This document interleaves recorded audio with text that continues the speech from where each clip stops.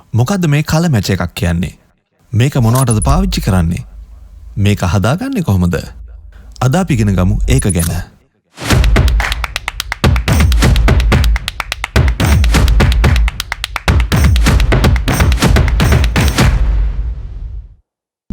මගේ රස්පාට්ස් on YouTube channel එකට ඕගලන්ව සාදරයෙන් පිළිගන්නවා. අදත් අලුත් පාඩමක් අරගෙන මම ඇවිල්ලා ඉන්න ඕගලන්ට අලුත් දෙයක් ගැන අලුත් විදියට කියලා දෙන්න.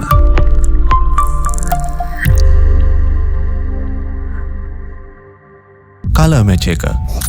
ඇත්තටම මේක පුරාතන චිත්‍ර ශිල්පීන් පාවිච්චි කරපු පුංචි උපකරණයක්. මොනකටද මේ කලර් මැච් එකක් පාවිච්චි කරන්නේ? මේ කලර් මැච් එකෙන් තියෙන ප්‍රයෝජනය මොනවාද? පුරාතන චිත්‍ර ශිල්පීන් මෙන්න මේ වගේ පුංචි උපකරණයක් භාවිත කරලා තියෙනවා වර්ණ ගලප ගන්න. ඉතින් අපි මේ උපකරණය පාවිච්චි කරන්න කලින් අපි ඉගෙන ගමු මේ උපකරණය කොහොමද අපිම හදාගන්නේ කියලා. එහෙනම් අපි මෙන්න මේ වැඩේට අපිට අවශ්‍ය වෙනවා කැඩුණු බුරුසුවක මෙන්න මේ වගේ යට ලී කොටසක්. ඒ වගේම ඇඳුම් එල්ලන මේ වගේ කම්බි කොටසක්. කටර් එකක්. මේ වගේ ප්ලාස්ටික් රේලින් කෑල්ලක්. අඬුවක්. ඒ වගේම ග්ලූ ගන් එකක්. මේ වගේ පාට ටිකක්. අඩිරූලක්. ඒ වගේම පුංචි ඩ්‍රිල් විදින යන්ත්‍රයක්. පාට තවරා ගැනීම සඳහා මේ වගේ පුංචි පින්සලක්. දැන් අපි වැඩේට යමු. පළමුව මම මේ ලී කොටස හොඳට පිරිසිදු කරගන්නවා. ඊළඟට අපි ලබාගත් කම්බි කොටස අරගෙන මෙන්න මේ විදියට හරි මැදින් අඬුවෙන් කපා ගන්නවා. විශේෂයෙන්ම ආයුධ භාවිත කිරීමේදී ඔබ පරිස්සම් වෙන්න වග බලා ගන්න ඕන. ඊළඟට මම අඩිරූල භාවිත කරලා සෙන්ටිමීටර් 9ක කොටසක් ලකුණු කරගෙන ඔබට දැන් පෙනෙන පරිදි පුංචි මුදුවක ආකාරයක කොටසක් කම්බියෙන් නවා ගන්නවා.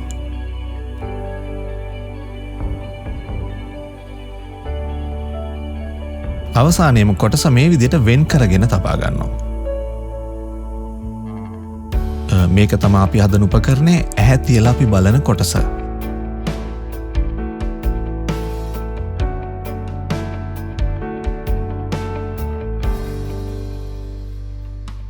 ඊළඟට මම කරන්න යන්නේ අපි වර්ණ ගල්වන කොටස හදාගන්න. ඉතින් ඔයගලන්ට පේනවා ඇති මේ වගේ කම්බිය රැගෙන පොඩ්ඩක් මදක් ඉහළින් මම ත්‍රිකෝණාකාර පුංචි හැඩයක් නවා ගන්නවා.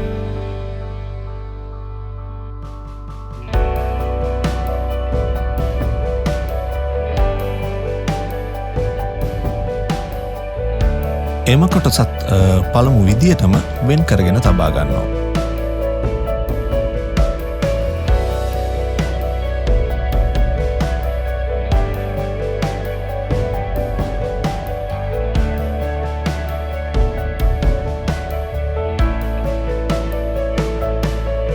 ඊළඟට මම කරන්න යන්නේ වර්ණ ගල්වන කොටස සඳහා පුංචි ප්ලාස්ටික් කෑල්ලක් ඇඳාගන්න එක. අදාළ දුර ප්‍රමාණයට මෙන්න මේ වගේ පුංචි ප්ලාස්ටික් කොටසක් කපාගෙන අපි සූදානම් කරගත යුතුයි.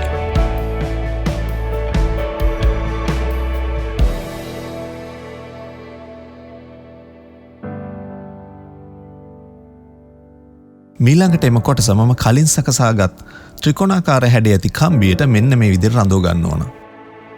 ඒ වගේ මාංශක 45ක පමණ පුංචි ආනත හැඩයක් අපි මේ කම්බියේ නවා ගන්නවා.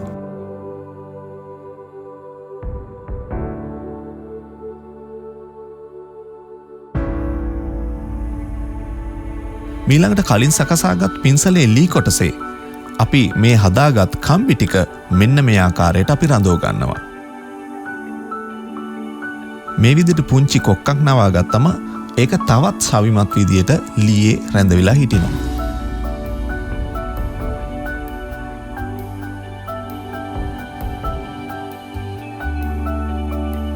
ඊළඟට වර්ණ ගල්වන කොටසත් මෙන්න මේ විදියට ලීයේ රඳව ගන්න. මතක ඇතුව ප්ලාස්ටික් කොටසත් රඳවගෙන බලන්න ඔබගේ ඇහැට පෙනෙන විදියට ඒක සමබරව තියෙනවද කියලා.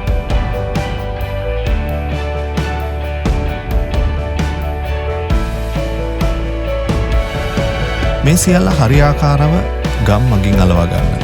පසුව මෙන්න මේ වගේ පුංචි ප්ලාස්ටික් කැබැල්ලක් අලව ගන්න මේක හරියට කෙලින් හිටවන්න පුළුවන් වෙන විදියට.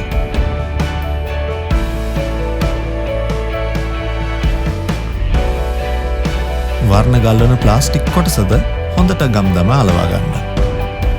කළු පාට වර්ණය යොදාගෙන අපගේ උපකරණය මෙන්න මේ විදිහට අපි වර්ණ කරගමු.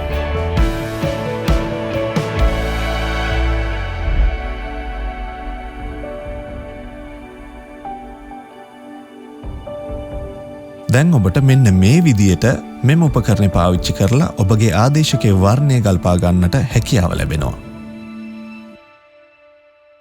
මෙය ඉතා සරල උපකරණයක් වුණත් චිත්‍ර ශිල්පියෙකුට මෙයින් වෙන කාර්යභාරය නම් අතිවිශාලයි.